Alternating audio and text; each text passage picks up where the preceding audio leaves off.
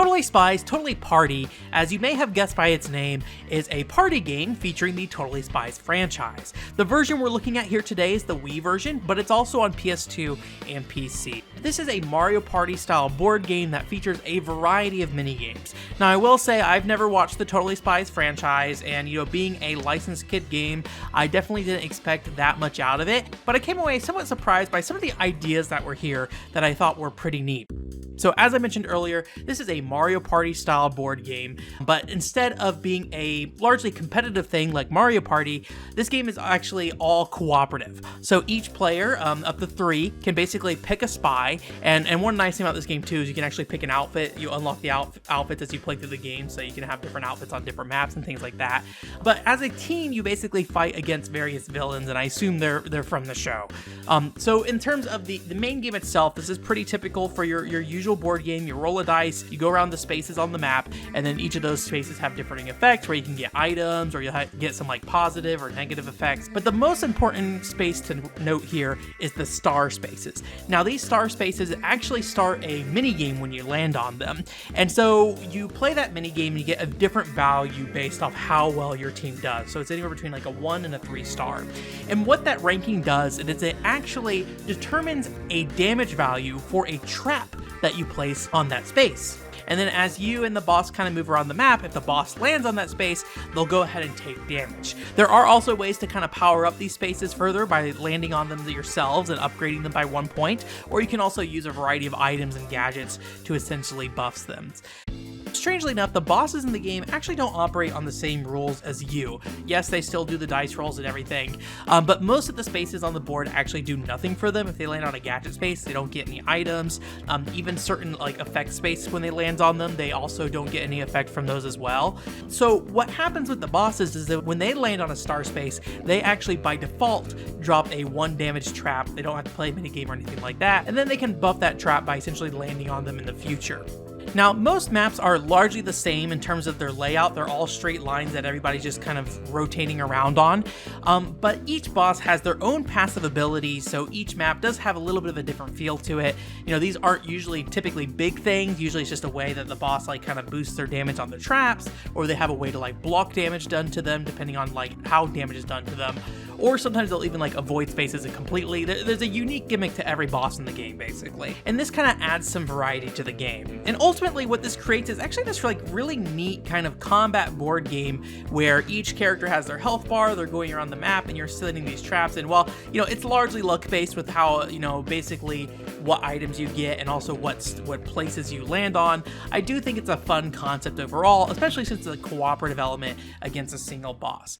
Now, unfortunately, these board game elements, as promising as they are, kind of have a lot of the fun sucked out of them because of poor pacing. First, and probably less of an issue, is just generally there's some long unnecessary animations. The transition between phases like dice rolling and movement often take a long time, so there's some weird little hiccups there that basically just makes everything feel like it's just taking a little longer than it should. But the bigger issue is the mini games. So these mini games are all of varying length. Some of them are incredibly quick, while other ones are ridiculously long. And depending on how the mini game is set up, it could be a game where you all play it together. So if it's a shorter mini game and you all play it together, it's over super fast. But then you also have these really long mini games where each player has to play individually. The most extreme one being a Simon Says game that has like up to 10 rounds on it, and every player basically has to play through that full set of 10 rounds, and it just takes forever, even when we're just playing with 2 players as you see here. So these mini games are just like kind of poorly paced. There's also not a great description on a lot of them, so sometimes you'll get into them and you don't really know what's happening or what you should be doing. And there's also some aspects of the games that I think require a little bit of an understanding of Totally Spies. Again, I haven't really watched it, but they seem to kind of somewhat expect you to have some knowledge of the show, even as something as basic as like, hey, one character needs to interact with like the red object because they're the character that wears the red suit. But since you're wearing different fashion in some of these mini games, you may not necessarily know you are the characters in the red suit. So it can be hard to kind of keep that in line if you don't know like which characters wear what, essentially. But overall, these mini games just, I think, At best, they're kind of mediocre. None of them are particularly fun. And at worst, they're just like these big, long slogs of really boring gameplay. And then for the Wii specifically, there are motion control issues, which are pretty bad for some games. You know, the Wii remote on its own is not a super precise controller, and it's very easy to mess up or you know, have it not respond to a motion. And this has a lot of mini games where every motion counts, and it might like slightly read the direction you're pointing the controller wrong, even if you did, you know, desperately try your best to swing it in one direction or something like that. The game will still just count you out, and some of these mini games are instant death if you fail.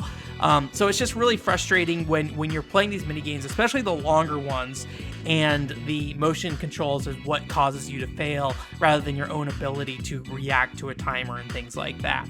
I'm gonna guess this is probably not a big issue on the PS2 and PC. I'm guessing those are just using, you know, analog and button inputs. But, you know, I think probably the Wii, especially in this era, was probably where a lot of people are playing this game, especially as a 3-player game.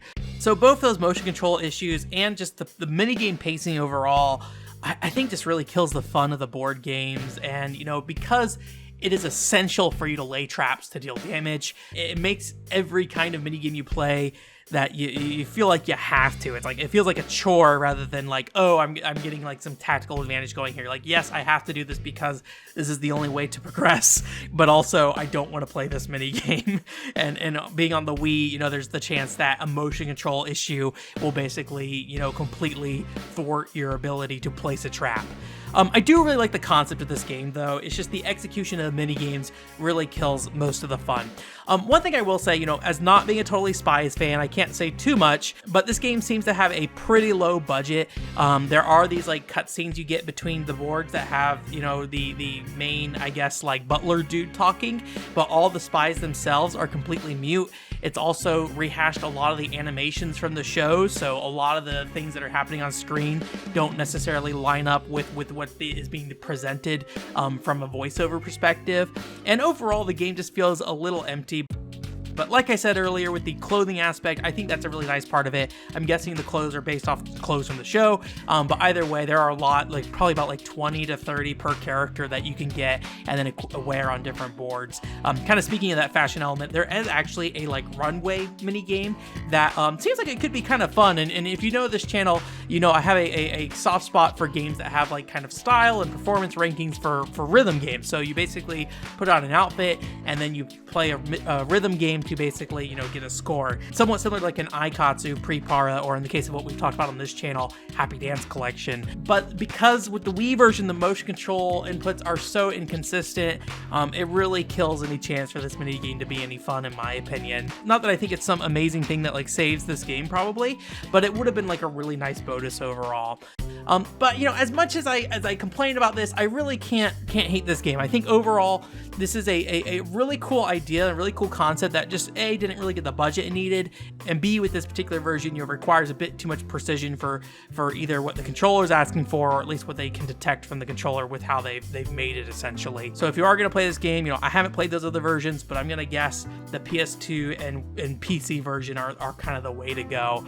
And if you just want to see like what a different take on a Mario Party style game is, I think this is like a cool example of what else you can do in this kind of space, in terms of creating a cooperative, you know, combat-oriented Mario Party game. I think that's a really cool thing. Anyways, thanks for watching. If you like this video, please go ahead and share it with somebody who might be into this. If you're checking out this video because you're a fan of this game, I'm sorry I didn't exactly love it, but I do really respect the ideas here and what was trying to be done with it for sure. If you want some more stuff to check out, I did a podcast with PokePuffs, who runs a channel that kind of overlaps that games for girls space that you might consider for games like this. And I also did a video on that game I mentioned earlier called Happy Dance Collection, which is a rhythm game with fashion elements. I highly recommend checking that out as well if you're kind of into the games in this space.